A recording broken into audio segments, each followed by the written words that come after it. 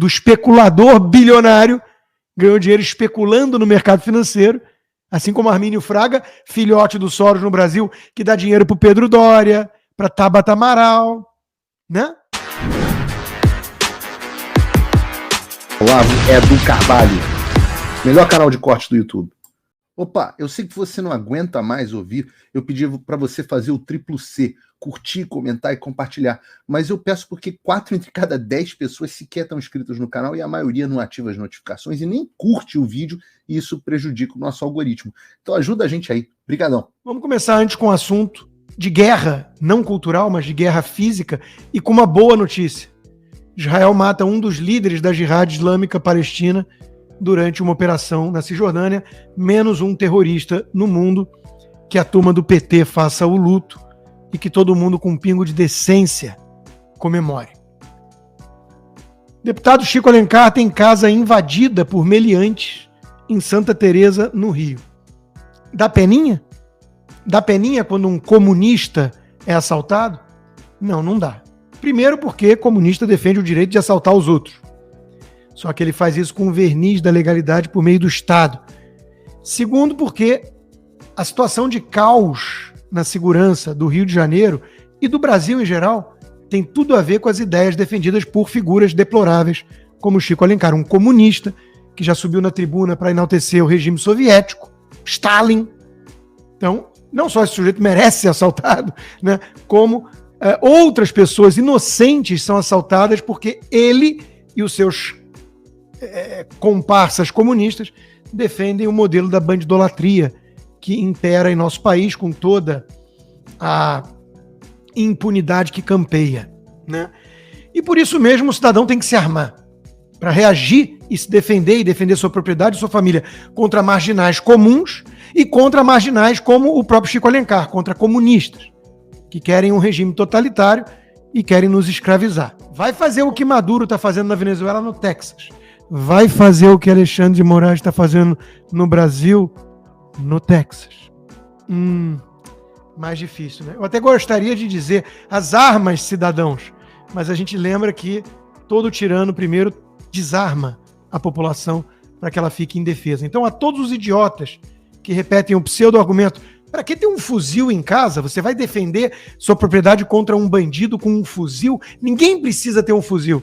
Que essas pessoas leiam os pais fundadores da América, para entender que, acima de tudo, temos que poder nos defender do Estado quando ele se torna um ente nas mãos de terroristas, golpistas, criminosos, comunistas. E claro, a mídia sempre esteve ao lado dessa turma porque são muitas vezes covardes, muitas vezes comunistas e muitas vezes corruptos. Penas de aluguel. Então eles misturam as 3 características. Você olha na imprensa, 90% das redações dos principais jornais estão tomados por gente assim. Covarde, comunista ou pena de aluguel. E aí eu trago um exemplo mais bobo, né, mas para vocês nunca mais acreditarem na ciência da imprensa, né? Na pandemia, acho que já era motivo suficiente para enterrar a crença de que jornalistas falam em nome da ciência, usando a OMS como fonte, né, que é uma entidade política chinesa na mão de um revolucionário marxista etíope, que é o Tedros Adhanom. Então vamos lá, né? Revista Time, aquela que colocou a Kamala Harris com um olhar visionário, parecia o Che Guevara na foto do Corda, né? Por que os alimentos ultraprocessados são tão ruins para você? Aí você olha e fala, caramba, vou parar de comer enlatado, né? Que coisa, não sei o quê. Só que essa notícia foi antes do Pix. Aí tem o Pix, né? E se os alimentos ultraprocessados não forem tão ruins quanto você pensa? Então, meus amigos, o tomate já foi vilão, o ovo já foi vilão. E se o Bolsonaro falar que beber água é importante, o Fantástico faz uma reportagem de 8 minutos de gente que morreu de tanta água que bebeu. Menos. Não deixem Vera Magalhães e Felipe Neto falar em nome da ciência, pelo amor de Deus. O Felipe Neto ganhou a vida imitando Foca e hoje imita Voltaire, O sujeito está falando de iluminismo, acreditem se quiser. A era da ignorância e da superstição, precisamos da luz, chama o Barroso, vamos empurrar a história. O cara agora é cosplay de Voltaire. Quantos livros será que ele leu desse assunto? Será que ele já leu O Caminho da Modernidade, da Gertrude Himmelfarb? Eu acho pouco provável.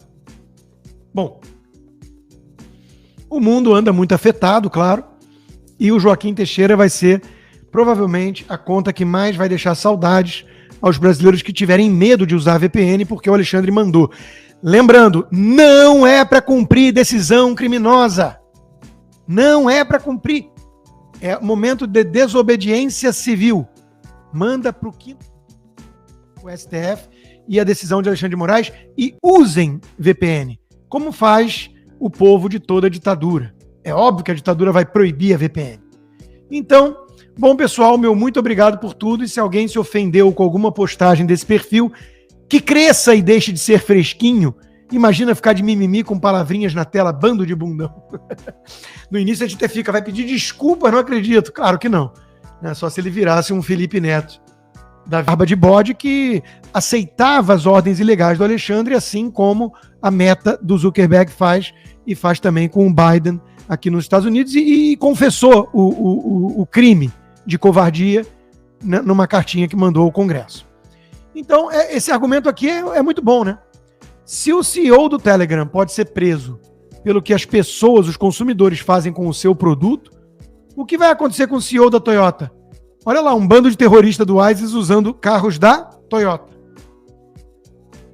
São plataformas. Assim como golpistas, estelionatários, criminosos, traficantes e os ministros do STF usam telefone, WhatsApp para combinar seus crimes, e ninguém vai virar e falar, temos que fechar o WhatsApp e prender o CEO, porque o Alexandre de Moraes está se comunicando com jagunços para dar ordens ilegais. É óbvio que ninguém deveria ser responsabilizado por ter uma plataforma que algumas pessoas usam para crimes. E é balela o pseudo-argumento de todos eles, de Pedro Doria a imitador de focas, de que querem a terra sem lei nas redes sociais.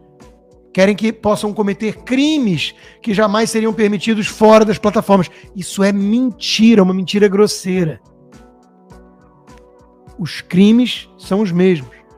O que essa turma inventou na marra é algo que não existe no Código Penal brasileiro, que é o crime de opinião.